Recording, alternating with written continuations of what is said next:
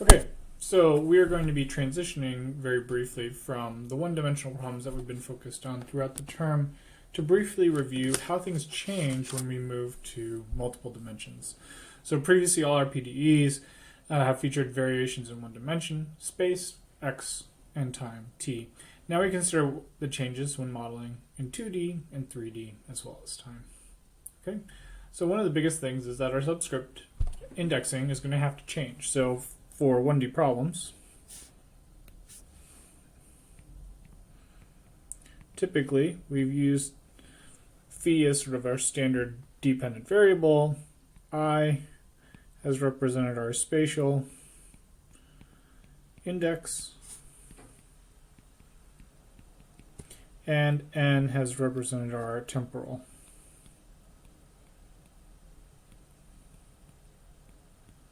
Index.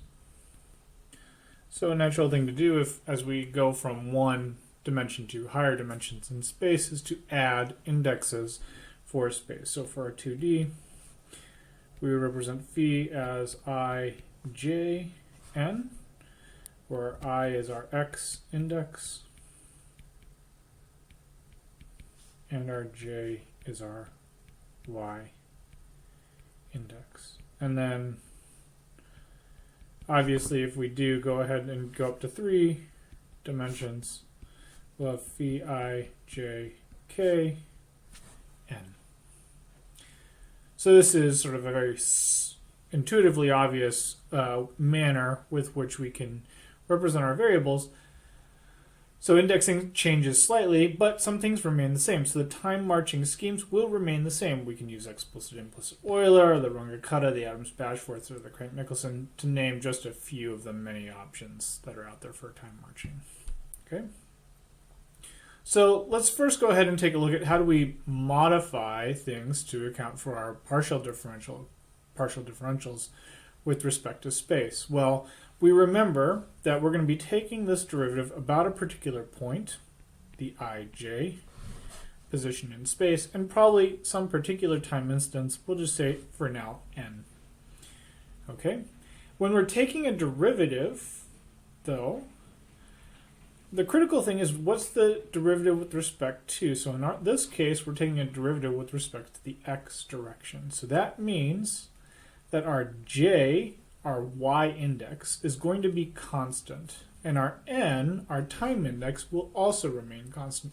So when we're doing this spatial derivative with respect to x, the only variations we're going to allow are variations in the x index. So for this case, we're going to approximate this as we typically would. We would say, okay, well that's phi I minus 1 minus 2 phi I plus phi I plus 1 all divided by delta x squared. That would be what we would do if we just had a typical or standard regular derivative of phi with respect to x.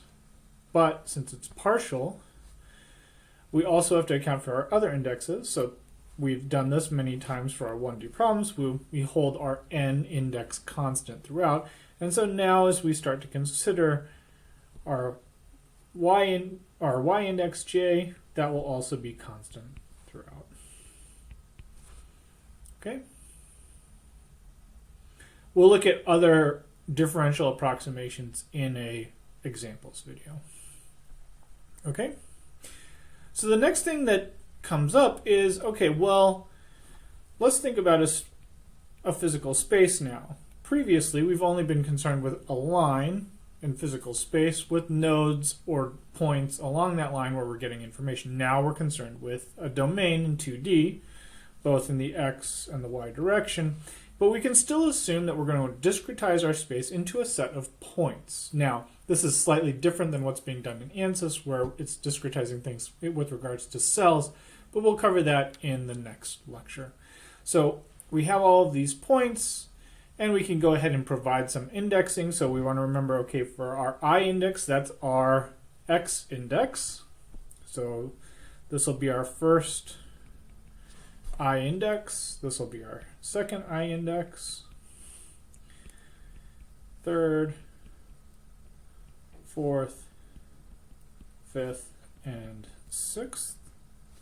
And then, of course, the whole column will have that same I index. So similarly, we can go ahead and label our rows.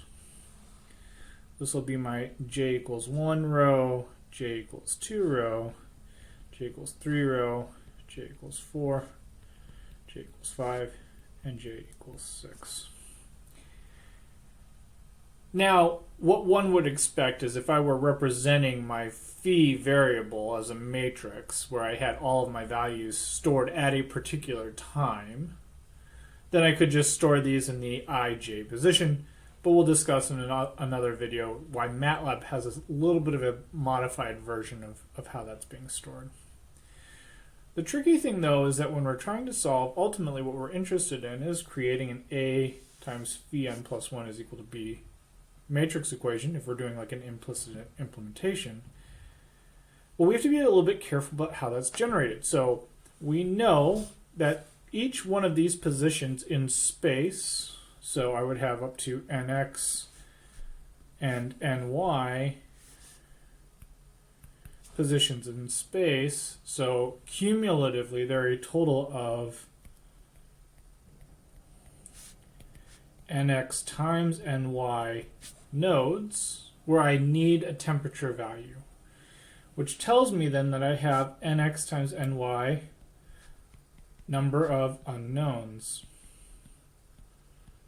which equivalently says then that's the number of equations. Okay?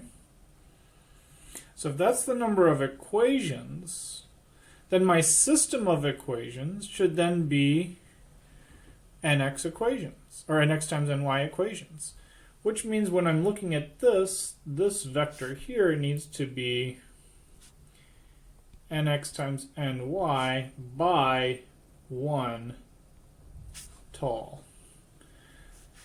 And that'll be the same for this b vector. For my A matrix, this is going to be a matrix that'll be nx and y tall by nx and y wide. Okay? So that's going to cause a bit of an issue now, because the natural thing to think about for phi is I've got this two-dimensional space, I've got a grid that tells me I should have a matrix. Well, there's an alternative representation of my indexing, where instead of using sort of the standard coordinate indexing ij, we can use an alternative indexing called the linear indexing, where we just simply label our numbers, or label our indexes with one number, start at the bottom in the bottom left corner, increase as we go up. Once we get to the top of the row, we start again. And now we've uniquely defined an index for each one of our points in space. So we're going to convert a phi ij representation instead to a phi big I. And it can be shown, and we'll walk through this in an additional video, that if we want to go from phi I plus 1 j, which is our cell, our node to the right, this would be the equivalent of phi big I plus ny. Phi I j plus 1 would just be the equivalent of phi big I plus 1. Phi I j minus 1 would be the equivalent of phi big I minus 1. And then phi I j, I guess it should be phi I minus 1j,